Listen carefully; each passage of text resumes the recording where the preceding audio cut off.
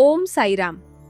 शिर्डी या पावन तीर्थक्षेत्री सध्या श्री साई सच्चरित्र पारायण सोहळा 2026च्या निमित्ताने सर्वत्र भक्तीचे, श्रद्धेचे आणि उत्साहाचे मंगलमय वातावरण पाहायला मिळत आहे। याच पवित्र सोहळ्याचे औचित्य साधून साई भक्तांसाठी आणि विशेषतः साई तत्वज्ञानाच्या अभ्यासकांसाठी एका अत्यंत महत्त्वपूर्ण पुस्तकाचे प्रकाशन करण्यात आले आहे। सुप्रसिद्ध लेखक रवींद्र जोशी यांनी अत्यंत अभ्यासपूर्ण पद्धतीने लिहिलेल्या श्री साई सच्चरितातील साई बाबांची शिकवण या पुस्तकाचे नुकतेच शिर्डी संस्थानचे मुख्य कार्यकारी अधिकारी श्री गोरक्ष गाडीलकर साहेब यांच्या शुभहस्ते मोठ्या दिमाखात प्रकाशन संपन्न झाले। लेखक रवींद्र जोशी यांनी या पुस्तकाच्या निर्मितीमागील उद्देश स्पष्ट करताना सांगितले की हे पुस्तक केवळ एक नेहमीचा वाचनाचा ग्रंथ नसून ते एक सखोल आणि मार्गदर्शक अभ्यास साहित्य आहे।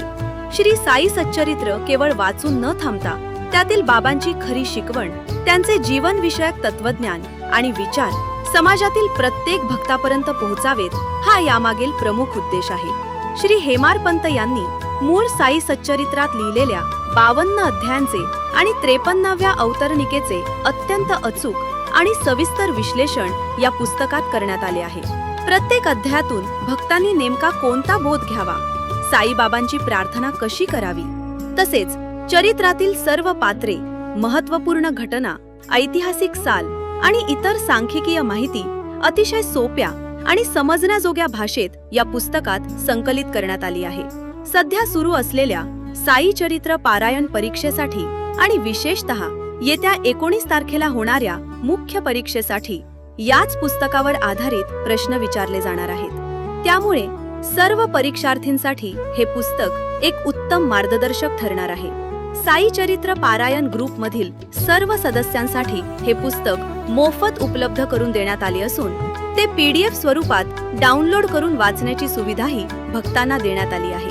श्री साई सच्चरित्र हा केवळ नुसता वाचून संपवण्याचा ग्रंथ नसून तो खऱ्या अर्थाने समजून घेण्याचा, त्याचा सखोल अभ्यास करण्याचा आणि प्रत्यक्ष जीवनात आचरणात आणून त्याप्रमाणे जगण्याचा ग्रंथ आहे, असा अत्यंत मोलाचा आणि प्रेरणादायी संदेश लेखक रवींद्र जोशी यांनी या प्रकाशनाच्या निमित्ताने दिला आहे। श्रद्धा आणि सबुरी या महामंत्रावर आधारित हे पुस्तक भक्तांच्या जीवनात नक्कीच सकारात्मक परिवर्तन घडवून आणेल। ओम साईराम।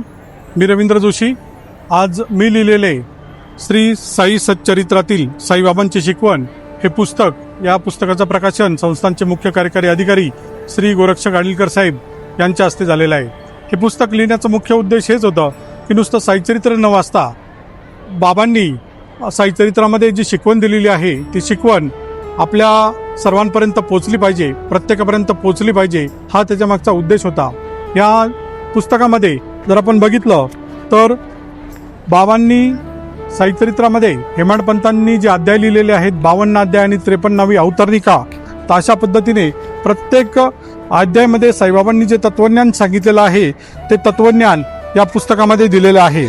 जसे की पहिल्या अध्यायामध्ये शेवटी दिलेलं आहे की साईबाबांनी या अध्यायात दिलेले तत्वज्ञान आपण या ठिकाणी सांगितलेलं आहे। त्यानंतर त्या अध्यायामध्ये या तत्वज्ञानातून भक्तांनी काय शिकलं पाहिजे हे सांगितलेलं आहे आणि त्याच्यानंतर भक्तांनी साईबाबांना कशा पद्धतीची प्रार्थना केली पाहिजे किंवा साईबाबांना कशा पद्धतीची प्रार्थना करायची असं सगळं सांगितलेलं आहे। साईचरित्रातील सर्व पात्र, सर्व घटना, सर्व साल, सर्व सांख्यिकी माहिती हे सर्व या पुस्तकामध्ये अत्यंत उत्कृष्ट पद्धतीने दिलेलं आहे। हे नुसतं एक पुस्तक नाही, हे अभ्यास साहित्य आहे आणि म्हणूनच या अभ्यास साहित्य आपल्या साईचरित्र पारायणचा जो ग्रुप आहे त्या ग्रुपवर सर्वांना मोफत देण्यात आलेला आहे। तरी सर्वांनी साईचरित्र पारायणाचा जो ग्रुप आहे त्या पारायण ग्रुपवर जाऊन हे अभ्यास साहित्य PDF स्वरूपात डाउनलोड करून सर्वजण व्यवस्थितरित्या वाचू शकतात। त्याचबरोबर या पुस्तकातून बाबांनी काय शिकवण दिलेली आहे ती शिकवण सर्व समाजापर्यंत, समाजाच्या प्रत्येक व्यक्तीपर्यंत पोहोचवायचं काम आपण सर्वांनी करायचं आहे। सध्याची साईचरित्र पारायण परीक्षा रोजची सुरू आहे आणि 19 तारखेला जी मुख्य परीक्षा होणार आहे त्या मुख्य परीक्षेमध्ये या पुस्तकातूनच सर्व प्रश्न विचारले जात आहेत आणि 19 तारखेला सुद्धा याच पुस्तकातून प्रश्न विचारले जातील याची सर्व साई भक्तांना मी सांगू इच्छितो आणि सर्वांनी हे पुस्तक वाचावं आणि याच्यात जे तत्वज्ञान सांगितलेलं आहे, याच्यात जी बाबांनी शिकवण दिलेली आहे ती शिकवण प्रत्येकाने आपल्या जीवनात आचरणात आणायची आहे.